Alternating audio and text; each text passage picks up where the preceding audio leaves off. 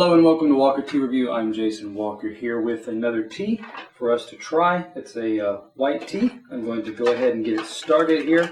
Got my Gaiwan. This is a Chinese style tea, Chinese style preparation equipment here, so it should all fit together well. I'm just kind of scooping it out with my fingers here. You want to make sure if you're using your hands, of course, that they're clean and that there's no any residues or fragrances like lotions or things that are going to affect any of your flavors and aromas here. So I'm going to set that aside. That's enough to really cover like the bottom inch to inch and a half diameter of my 3-ounce Gaiwan here. Gaiwans seem to be finicky, but with just a little bit of practice, they could be a fairly versatile, convenient equipment to use for the office. But what you see me doing right now, I'm going to put my lid on, and I've got actually I'm going to add just a wee bit more water. I want just enough water so a little bit sits above the rim of when I put my lid on, and that's going to kind of create a seal. There we go. That looks good. Now, talk about this tea and kind of introduce it for a moment. This is from Teavivre. This is their OrganicSilverNeedle white tea. It is from Fuding area of Fujian province, and actually specifically it's from the Taimu mountain or Taimu Shan mountainous area.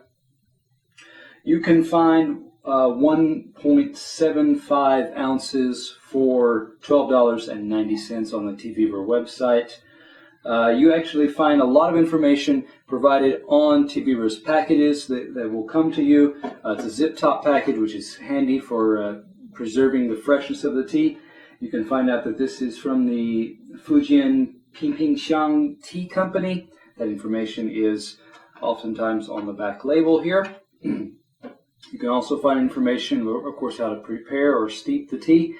And you can also usually find a production date. This one in particular is June 15th of 2011.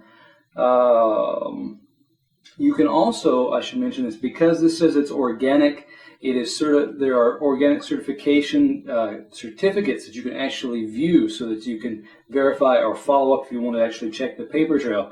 There is the Japanese certification. There is the USDA. I believe there's a European one, and it's escaping my memory right now. But all those the documentation is there. It's easily accessible on the Teavivre website, which is cannot always be said about all of your organic products. So this is a favorable mark in that area. So I'm going to go ahead and talk about this tea, the main areas of tea tasting and tea appreciation: the dry leaf, the wet leaf, and the liquor. So I'm going to start here with the dry and go ahead. And what you will notice is that, like I said, a zip top bag, but in that zip top bag was this smaller bag that was sealed. But of course, you have to cut that open, and if you want to preserve the freshness, that's why you have this external with the zip top closure. Subtle, light, gentle notes. I get some kind of starchiness there. I mean, I get a little bit of raw white potato, or potato with brown skin, that kind of russet type raw potato smell, with a little bit of almost cucumber. Not necessarily your sweetest, juiciest cucumber, but maybe in the summer when it's when the heat and the dry lack of rainfall has created a little bit of a starchy type texture in the cucumber. That's what's coming out here. Along with that, I get some kind of a light kind of toasty aspect. It's as if white bread, lightly toasted. So those are probably the three dominant characteristics coming out here. Not as much of the sweetness. So this is more of a warm toasty bread, starchy aspect going on here. Let me just kind of pinch out a few leaves and look at them.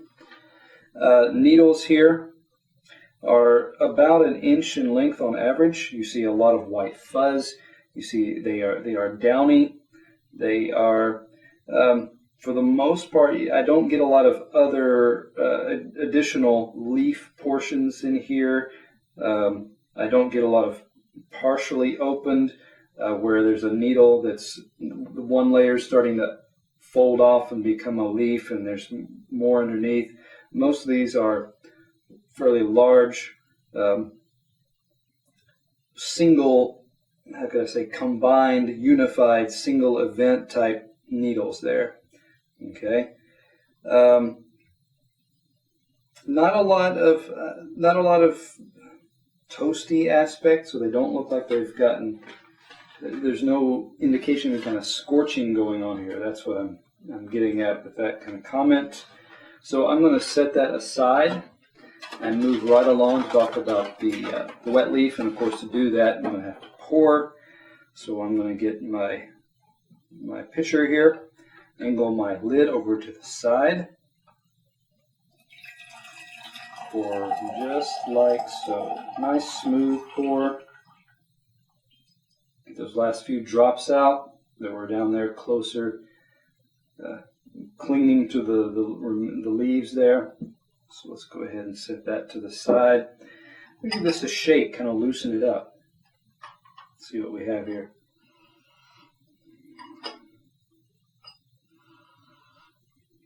Aromas have, there's still some kind of heat note there, but now we're getting a little bit more of a, it's almost a faint nut or light beany type note. And this again is more of a greener type bean, maybe a green lentil, but I react more towards a light lima bean type note.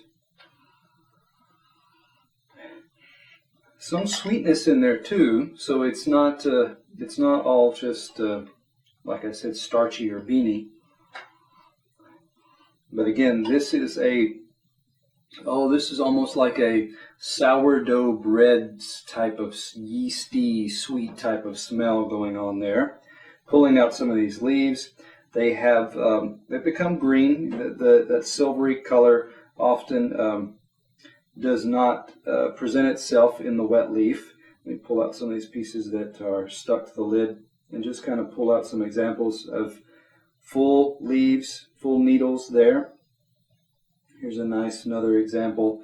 You can see that if you look closely, you can see the kind of the texture of the needle. They still have the follicles, the hair, fuzzy look to them, but those, in the way that it was steeped, that's no longer white at this point. So you can also kind of tell from the tips here, you can see just a tinge of oxidation, a little bit of brownness as these were cut or crimped, or even, so there's some kind of very clean break, even if it was with a fingernail, that really made a straight cut across these. Okay, here's one that actually unfurled. There is a leaf that has come off of the needle and pushed over to the side a little bit there.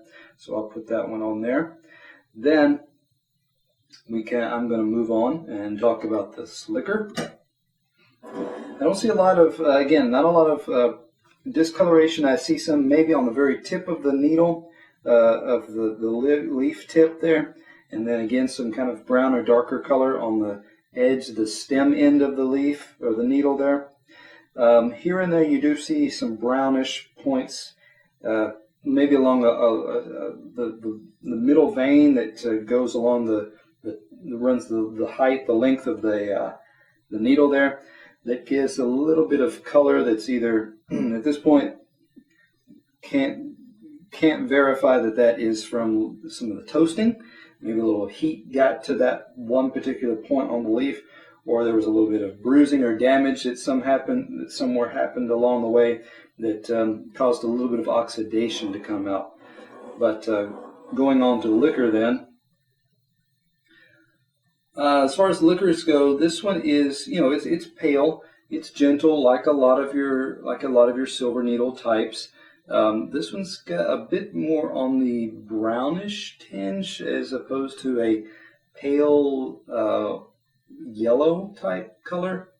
Okay, So with the toasty smell, with the color here, right now I get the impression this one had a little bit more heat applied to it in the drying aspect, that final process, finishing the tea.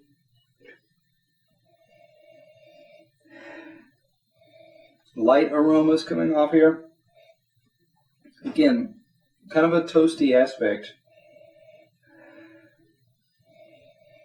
Very light, almost like a baked pear type.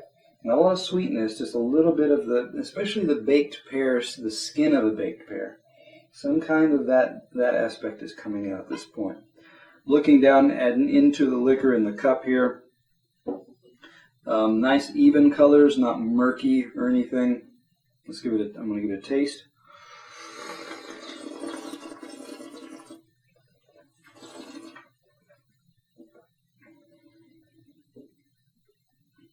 Again, so white teas, silver needles, subtle taste.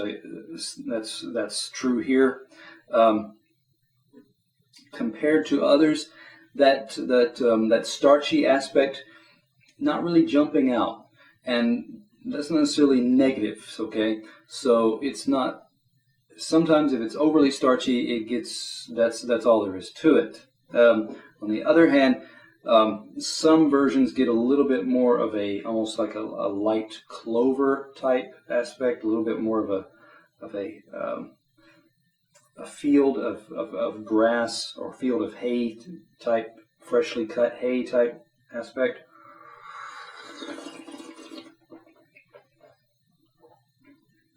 And this one's lighter in that aspect as well. As I swirl it around towards the almost immediately upon swallowing, and maybe even a little bit before I swallow, on the back of the tongue, on the top and the back there, sweetness is already starting to build up. Okay, so it's coming out fairly quickly.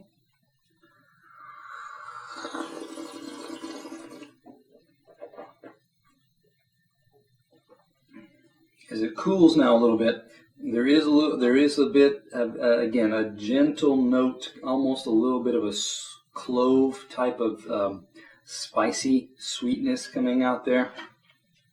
Spicy as in the clove spice, not as in some kind of hot peppery type. No. The other thing I note is that with white teas and silver needles like this one, you often get the astringency with the higher the texture, the thicker the texture to it.